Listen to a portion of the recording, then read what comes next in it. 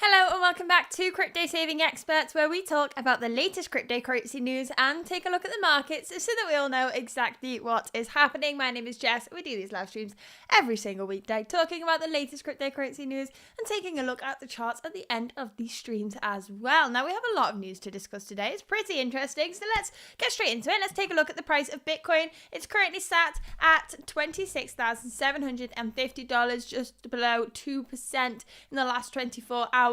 And we have seen Ethereum drop 2% down to 1,816 as well.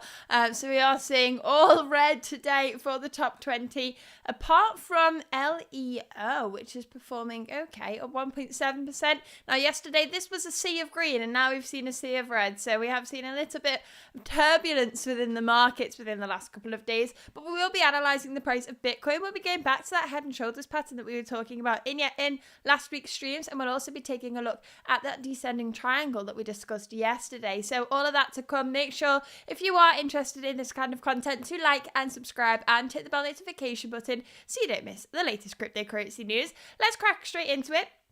First of all, we have Binance refutes report about mixing user funds with company revenue. So let's take a look in the chat. Jason Smith said, a big congratulations on 3,000 subs. It's a direct result of your hard graft. Thank you very much for joining us on these streams every single day. I greatly appreciate it, and thank you very much for everybody who has subscribed and managed to get us over that 3,000 subscriber level. That was a difficult one, and hopefully there's more to come. We're on a mission to get that plaque that you get from YouTube if you get 100,000 subscribers, and I'll be here on these live streams every single weekday until we manage that goal.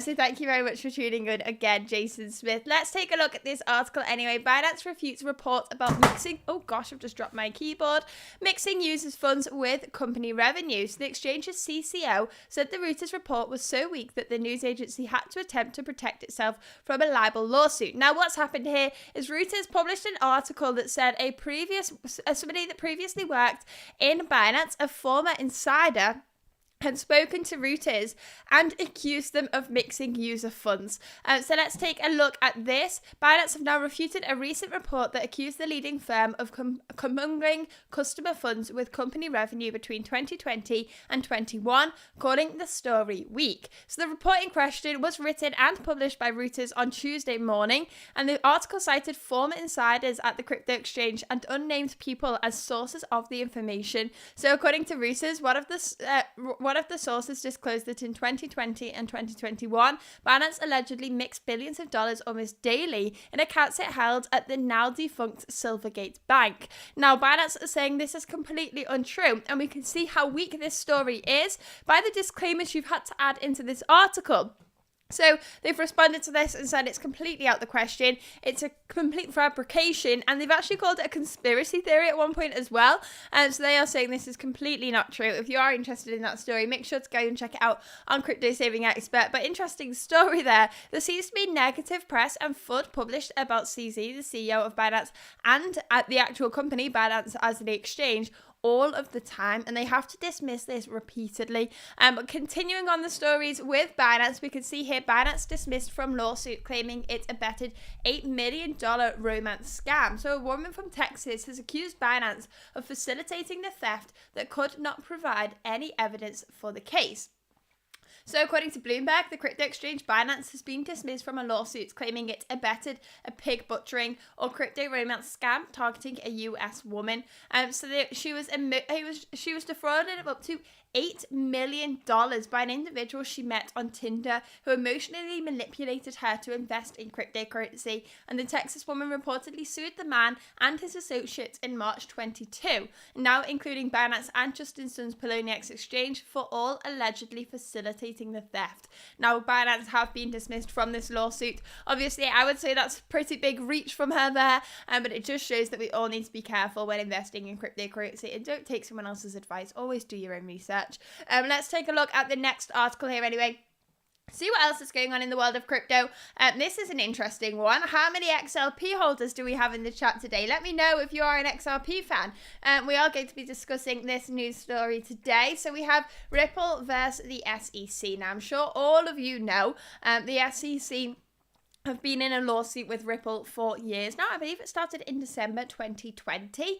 And we can see here on the 13th of June, key documents will be published relating to the SEC members' opinions of Ethereum and XRP. Now, these are documents that the SEC has not wanted to be released. So we can see here, they've been celebrating the judge's ruling on the 16th of May to deny the SEC's request to seal the Hinman papers and other exhibits. Now, what's expected to come from these papers is that we could potentially see what they actually think about XRP and whether it does actually meet the Howey test conditions. So the lawsuit that we are seeing here is that the SEC is saying Ripple is a security.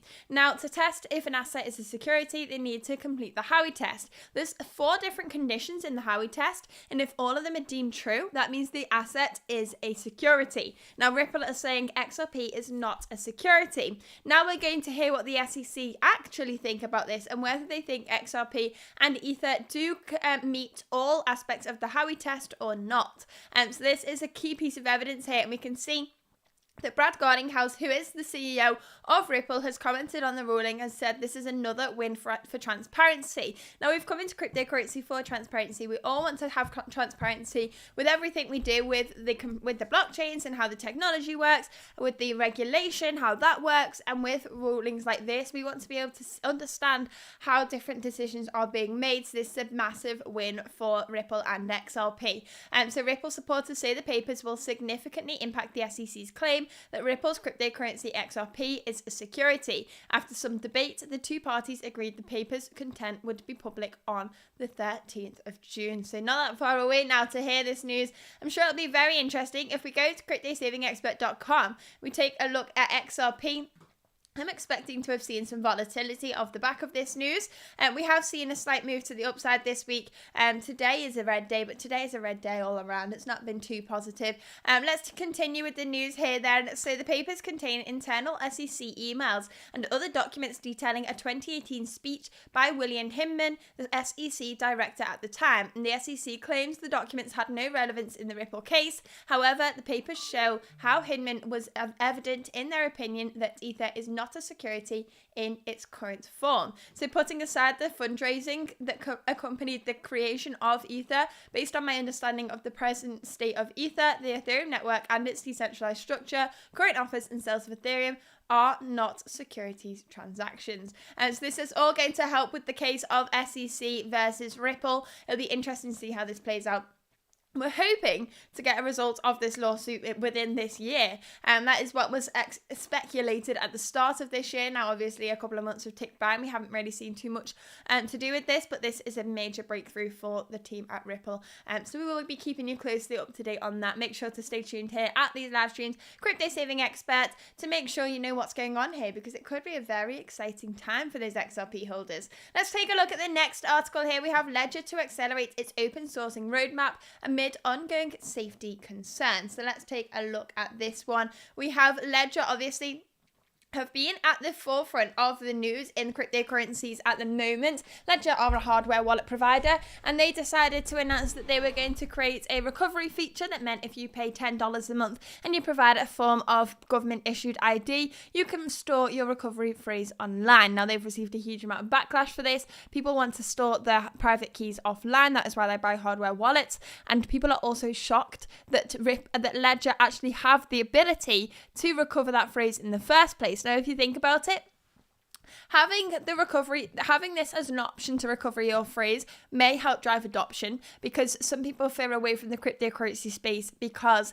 they don't want to have complete control of their own funds. Now, many people within the cryptocurrency industry see this as a major positive, but not everybody sees it in that way. Some people don't trust themselves to look after this 12-word phrase that has control of all of their finances. So instead, some people do want to put that responsibility in someone else's hands, and that is okay. That may be a problem as to why we aren't seeing the adoption that we need. So Ledger created this alternative option. So if you trust Ledger, you can choose to have those funds, that your recovery phrase covered by Ledger, and Ledger are responsible for that, meaning you can always recover that phrase if there's a problem. But the negative backlash they've received from this is that In this scenario, this means that Ledger are able to call your recovery phrase at any point in time. If you sign up for this, that means that they can get access to your recovery phrase, showing that they could get access to this the whole time. So that is the problem that we are seeing here. So Ledger to accelerate its open sourcing roadmap amid ongoing safety concerns. Now, the team at Ledger have been saying nothing technical has changed. They've been open about this the entire time. If you read through the terms and conditions, we can see that they actually have had the ability to get our recovery phrases for quite a while. And so if we take a look at this, they are trying to provide open source so basically, when we create a hardware wallet, we have the software and we have the hardware. The software, they're trying to make that open source. Now, some of their competitors like Trezor already have open source software, meaning everybody can read the code, understand it, and understand the ability, the different functions and how they work and who it has the authority to do what. So they are trying to push moving that as quickly as possible so that we can see the Ledger software open source and we can all take a deep dive into that and understand really what we are purchasing and how we are storing our funds. So Trezor is an example of a hardware wallet that already is open source. If we take a look at the Crypto Saving Expert website, we do hardware wallets. I mean, recently we have done an article on hardware wallets and 5 of the best hardware wallets right now. But also if you go to the guide section and you go to wallets and you go down to hardware, you can see that we have done actually an explanation of how to set up all of these different hardware wallets. So if you are a hardware wallet user and you want to swap away from Ledger, which is understandable, and I've seen many different people doing it over on Crypto Twitter right now, if you check out this article of our 5 favorite hardware wallets, and that list has been decided by that Martini guy himself. We also have descriptions here of how to set up these hardware wallets from scratch, which is really useful as well. So let's take a look at another example of this. I'm sure if we go to Ledger 9OS, there are some nice images in some of these as well, but there's a brief explainer of the benefits of each of these hardware wallets if you are looking for an alternative. Am I right? We've also got software wallets there as well. Just make sure to check out every little crevice of cryptosavingexpert.com because there's loads of useful information on there that you may not see at first glance. It goes on and on and on. I mean, the team have been working hard creating all of this content for years now, so make sure to check it out and take full advantage of this free opportunity. Let's take a look at the next article here anyway. So Hong Kong to allow retail investors to trade Bitcoin, ETH and top cryptos from June. So Hong Kong's Securities and Futures Commission has stated that retail investors can trade digital assets beginning the 1st of June, and tradable assets should be included in at least 2 indices from independent providers. So Hong Kong have really been on a mission to become a cryptocurrency hotspot. The banks in Hong Kong want to work with cryptocurrency companies. Crypto exchanges are looking to move into Hong Kong, and they haven't said regulation is going to be light, but they are trying to provide clarity around their regulations so that cryptocurrency companies can start to grow in the region. So Hong Kong's had some really positive news around cryptocurrency in the last couple of weeks. Let's take a look at the next one here. OKX seeks to register in France and build a crypto hub in Paris. So OKX has applied with French regulators to operate as a registered digital asset service provider. The crypto exchange is also looking to build a European hub in Paris. So big moves here, taking advantage of the opportunities and of the markets, ready for the next big bull market. Fingers crossed we have a bull market soon and we see a lot of adoption, and having the cryptocurrency exchanges in place already is something that can help facilitate that and help onboard new users. Let's take a look at the next one here. IRS deploys cyber specialists around fight crypto-related tax crimes. JSP says Hong Kong is amazing. Hong Kong sounds absolutely incredible. I really want to go and visit. I'm hoping to get to Hong Kong at the end of this year. Let's take a look at this one. The US Tax Enforcement Agency plans to deploy 4 of its best cyber attaches that multiple continents to fight tax and financial crime using crypto, decentralized finance, peer-to-peer payments, and mixing services. So they are looking at trying to fight crypto-related tax crimes. Obviously, we don't want to see people avoiding tax here, and they are going to try and fix that as much as possible. So let's move on to the next one here. We have Michael Saylor says lack of clear crypto rules is deliberate. Now, we've all heard over and over again, specifically on this channel, I battle a lot with my thoughts around the SEC. The SEC are the regulators in the US that regulate securities, and they are making it very difficult for cryptocurrency companies to develop within the US, and now we don't have clarity around that regulation. We don't have transparency. there's a framework that is the regulation that was made in the 1940s. It doesn't really fit onto the new industry of cryptocurrencies. There's no clarity around how we can regulate cryptocurrencies correctly. There's just some things that don't add up. So we have cryptocurrency exchange Coinbase. Coinbase went for public. It's now a public company as of around a year and a half ago. And when that happened, they had to be completely audited by all the different regulators. Now they've been issued a Wells notice, and they're saying it doesn't make sense. Nothing's changed. The rules haven't changed. The company hasn't changed. How can you suddenly say there's a problem with our company when you audited us a year and a half ago and it was absolutely fine? We don't have that clarity in the US surrounding regulation, and Michael Saylor is now saying that lack of clarity is on purpose. So we can see here the Bitcoin fanatic also stated the authorities think crypto firms are violating securities laws in issuing the assets. So he voiced his opinions in an interview at the Bitcoin 2023 conference in Miami, and in response to a question about the state of crypto regulations in the US being by design or happenstance, the executive chairman concurred with the issue being by design.